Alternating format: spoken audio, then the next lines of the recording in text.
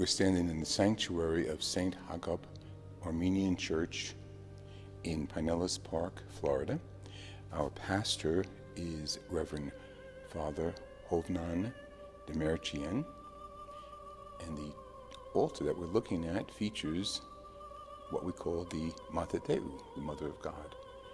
And we're going to be interviewing Father on the theology of the church, the Armenian Church, and the history of the architecture as well. As Jerry pans around, we'll see other aspects of this beautiful church. Here in the middle of Pinellas County, Florida, in Pinellas Park. Various saints and miracles attributed to the Armenian Church. The church holds around 200-300 people, and we're looking at the baptism of Christ, which is a very popular icon in the Byzantine culture and art. And now let's go to the interview. Hello, this is Fr Louis Scurti. I am here in St Hagop, otherwise called St. James in English, but this is Armenian. St Hagop Armenian Church here in Pinellas Park, Florida, and my guest is the pastor, Fr Hovan. He is also Armenian, and I am thrilled to be here because it's such a step between the East and the West churches, and we are, as Pope John Paul said once, we're two lungs in one body. Father, thank you very much for having us. Thank you. I really appreciate being here. Yeah, very good. Great to have you here and great to be on your show. Thank you. Yeah. It's funny how Jerry and I passed the church a few months ago, and only because it's a beautiful church, we decided to come in and visit. And then we met you, yeah, and the ball started rolling. And the Spirit took over. You got it, you got it. Okay, I think for our audience, it's usually a Roman Catholic audience, but I think the introduction to another aspect of Christian worship is important. So let's go to the theology. Let's say how we are related as a church, a Christian church. We're related that we share a common history, a totally common history until the Council of Chalcedon, and in the 5th century. And at that point, our church took maybe a minor detour, or I think now most theologians and thinkers in the church think that it's more of a linguistic difference about peculiarities of Greek and whatnot. But the Oriental Orthodox churches, which we are a part of, they affirmed all of the councils until the Council of Chalcedon, and then they didn't necessarily reject councils thereafter. They just felt that there was a definition of the nature of God and man in Christ that we wanted to leave more in the mystery and not speak more about. But that being said, since then there's been dialogue back and forth that again basically has said that that is a linguistic issue of the past, that our churches share a common history before then and since then. And certainly our church has been in contact historically in the present day much with the Catholic Church, has gained much from the Catholic Church's witness. And we also hope that our small little church has done a little something to add to the universal witness of the church as well. Small little church. Yeah. You're located originally in Armenia, north of Turkey. Armenia is east of Turkey, okay, north of Iran, okay, south of Georgia, and west of Azerbaijan. So a very difficult place to be Christian, yes, historically yes. and currently. Sure. It's sort of the edge of, well, it's edge of Europe and in the Middle East or Asia. And so really, if I was to point to a theological difference and commonality between the Armenian Church, I would say something like this, that if, and this goes to the history and our practice of worship, that if the Catholic Church has a special devotion to Mary and her hymns and her celebrations and her feasts and her prayers, our church has a special devotion to the cross, I would say. The cross is featured all over the church. We have special hymns to it. We have 4 feasts to the cross. Our gravestones are all finely etched crosses, traditional gravestones. I think that hanging on to the cross in a part of the world where just surviving and remaining yourself as Christian Armenians was sort of our witness as Christians to the staying and delivering power of Christ. And How strong is the church now in Armenia? so the church in Armenia has, like many post-Soviet countries, it's had a renaissance in the last 25 years. About 70 Good. years of communism Right. took its toll on the church.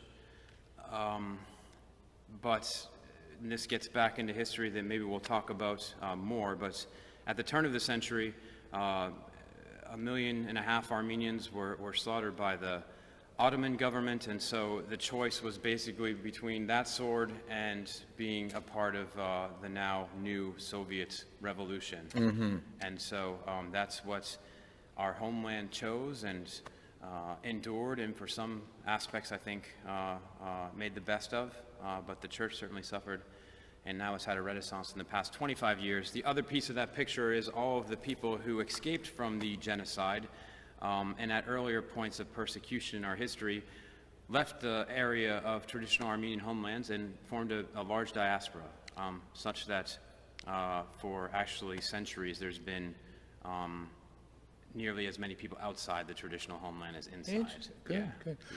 I know outside the church is a beautiful, sad marker indicating the genocide, and I know when our Pope Francis referred to the anniversary, he also called it a genocide.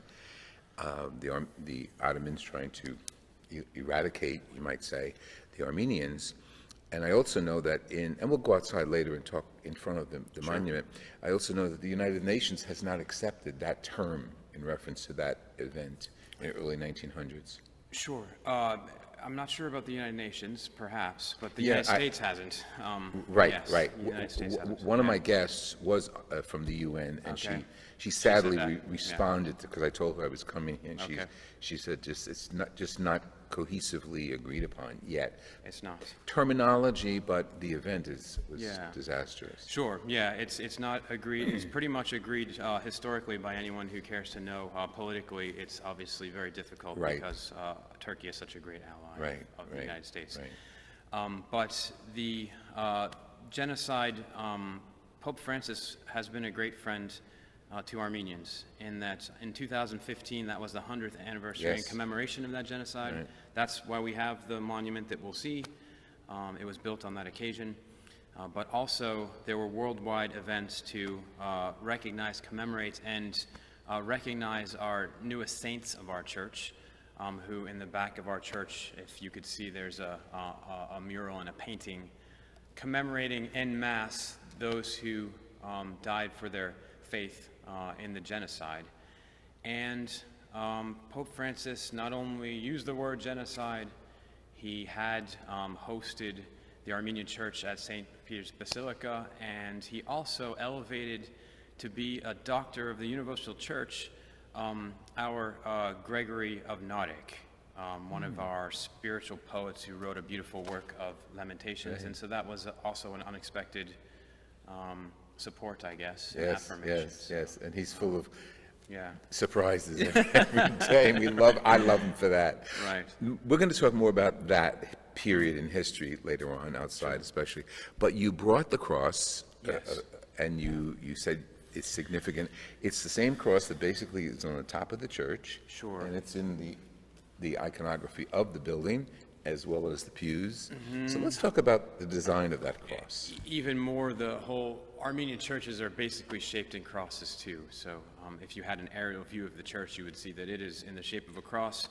And as I said, it is the symbol par excellence, along with Christ, of the lived Armenian tradition of following Christ. And it does have significant features. First, as you will see, it is not a crucifix. And I think it's an interesting balance, perhaps, that an Armenian church which has never really had its state and political power, its own power over its people. It's always been a function of other states that perhaps for this reason,